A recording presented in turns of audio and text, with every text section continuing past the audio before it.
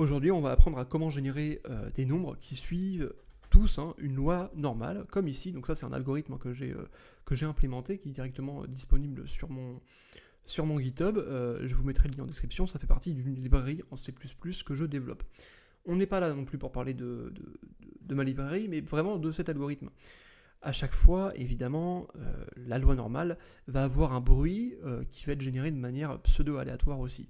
Donc il faudra aussi que l'algorithme prenne en compte cette caractéristique-là. Comment j'en suis arrivé à faire cet algorithme-là? J'ai vu un petit peu sur internet plusieurs articles qui parlent de ça. Je suis pas non plus très, très fort en maths, donc j'ai pas compris toutes les méthodes qui présentent. On a, il y a quand même pas mal. La méthode des box Muller est assez élégante, mais aujourd'hui on est là vraiment pour faire un truc un peu plus simpliste, mais qui marche très bien. Vous allez voir que, vous avez déjà vu d'ailleurs ici que si on demande un écart type de 250, une moyenne de 155, on a bien un écart type qui est à peu près autour de 250. 250.62, c'est vraiment assez précis, même avec du bruit, et aussi une moyenne qui est très proche, ici 154.9945. Donc, et puis le temps d'exécution est tout à fait convenable, on est autour de 20 millisecondes donc, pour générer 10 000 individus avec ces facteurs-là. Donc c'est assez cool. C'est même d'ailleurs plus rapide que R norm sur R. En tout cas pour certains paramètres. Alors on va parler de la méthodologie. Alors vous voyez que par exemple, là ça m'a sauté aux yeux, c'est pour ça que j'ai décidé de faire cet algorithme-là. C'est pour ça que, alors qu'est-ce que je voulais dire? Oui, on a notre loi normale en bleu, ok super, et en fait la courbe verte ça va être la cumulée des probabilités. Donc par exemple si on a à 1, par exemple, donc là on va être à 1, hop, 1 c'est quoi? 1 c'est en fait la somme de toutes les probabilités des x d'avant en fait. Et donc c'est pour ça que comme on cumule à chaque fois, on incrémente, ça va être quelque chose de strictement positif. Mais évidemment, la courbe ne va pas être une courbe droite. On aurait eu une courbe droite à la rigueur si on travaillait sur une fonction uniforme, parce que vu qu'on a autant de chances de générer, par exemple si je mets une loi uniforme entre 0 et 100, on aura autant de chances de générer 1 que 78.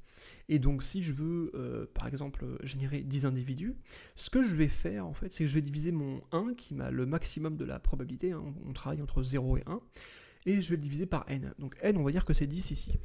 Et donc pour augmenter de 0,1, par exemple si je suis à 0,1 et que je vais augmenter encore de 0,1, ça me fait 0,2. Et pour du coup augmenter de 0,1, de combien de x je dois me déplacer? Et vu qu'on est sur une voie uniforme, évidemment le step, là, le pas, il va être constant. Tu vois, à chaque fois si j'augmente de 0,1 en probabilité, je vais augmenter du même x vu que c'est une droite. On est d'accord. Et du coup, maintenant, c'est le même principe qu'on va utiliser pour la loi normale. C'est juste que le pas ne va pas être constant, tu vois. C'est, au début, pour passer de 0 à 0,1, par exemple, si je veux 10 individus toujours, je vais faire un très grand pas, et au fur et à mesure que je me concentre vers le centre, je vais faire des pas, justement concentrés vers le centre, quoi. Voilà, je vais faire des pas beaucoup plus petits. Et après, c'est symétrique, évidemment, vu que c'est une loi normale, je vais faire des pas qui sont de plus en plus grands. Donc ça c'est un peu la théorie du truc, et je vais vous mettre un petit peu le code à disposition sur mon GitHub aussi, et on va en parler tout de suite ici. Parce que oui, j'ai pas parlé du bruit aussi qui va être généré de manière aléatoire. Mais bon, en tout cas pour ce qui est de ce que je viens de vous présenter, on va par exemple mettre une variable qui va être en fait la probabilité cumulée à 0, et à chaque fois on va l'additionner de la probabilité courante pour un x. Ok, ça c'est fait. Par contre, si on détecte après que on a prob step, donc prob step, toujours c'est 1 divisé par n. Donc si notre probabilité en fait cumulée moins le pas de la probabilité qui est censée être constante, quoi, est supérieure ou égale à 0, en fait on va mettre dans le vecteur d'output, donc le vecteur d'output c'est le vecteur qui va contenir toutes les valeurs qui sont censées suivre une loi normale, et du coup on va additionner à chaque fois...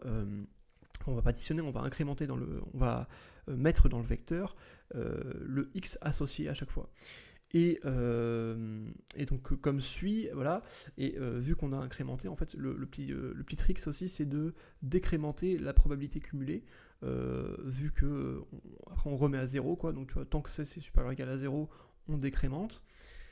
Et après, et après on refait ça, tu vois, tant que en fait notre vecteur n'a pas une taille en l'occurrence c'était 10, parce qu'on voulait générer 10 individus, donc tant que c'est inférieur à n. Et après on output le vecteur. super. Et là, vous voyez que aussi pour le noise, donc là, on a cœur noise. En fait, noise, ça va être quoi? Ça va être, par exemple, la milliseconde. Donc vous avez ici la milliseconde courante.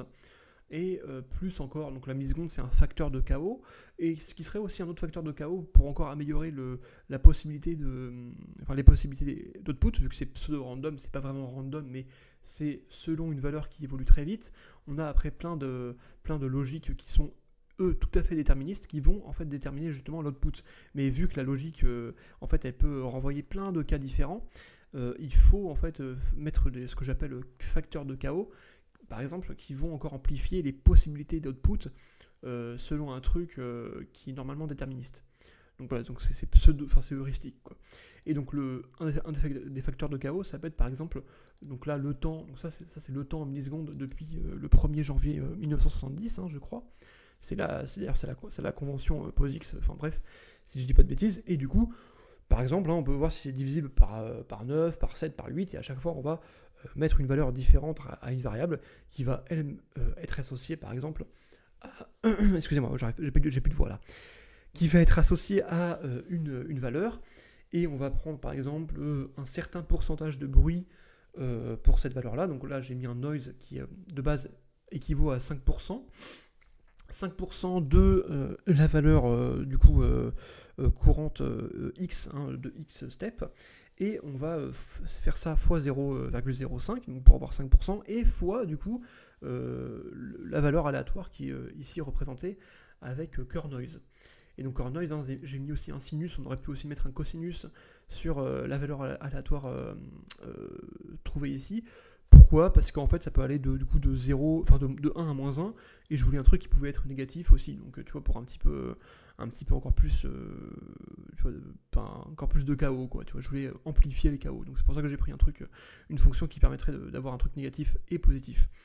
Donc c'est un petit peu le truc basique, et selon la même méthode, vous pouvez évidemment faire un générateur d'entiers, par exemple, donc là j'ai fait randint, qui va générer un nombre, un entier aléatoire entre, par exemple, un minimum et un maximum, et aussi c'est la même base pour une distribution uniforme.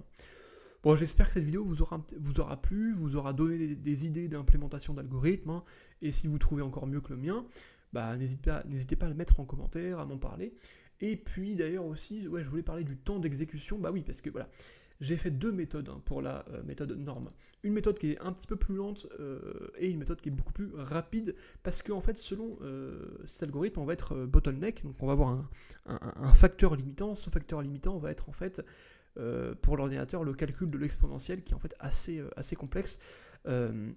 Et donc c'est pour ça que j'ai fait une version avec une exponentielle normale, quoi, exp de f, et une autre version avec une version un petit peu améliorée. Donc là, exp de f, en fait, ça va être une exponentielle approximée en 2 puissance quelque chose, ce qui est beaucoup plus rapide pour l'ordinateur.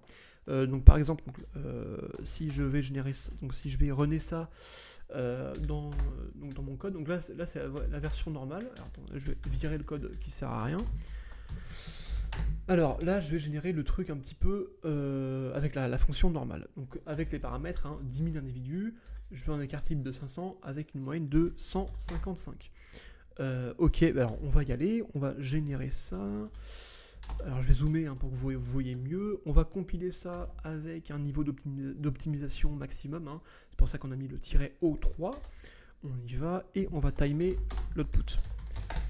Ok, on a 210 millisecondes, quoi, pour générer cette suite-là, enfin cette densité de probabilité-là, et avec du coup l'autre algorithme, enfin du coup norme 2, donc avec l'autre exponentielle, excusez-moi, si on recompile ça et qu'on relance, on a quand même 4 fois moins quasiment de temps, quoi. Donc, mais le truc c'est que, vous voyez là, ça va être moins précis, tu vois, ça va être moins précis, parce que si on va approximer l'exponentielle, donc ça c'est avec l'exponentielle normale, donc c'est pas mal, et là on va, c'est plus dégueulasse quand même, et là on approxime l'exponentielle en 2 puissance quelque chose, donc c'est beaucoup plus rapide, mais moins précis, donc à vous de faire de gérer ces deux fonctions en fonction de votre, justement, cas d'usage.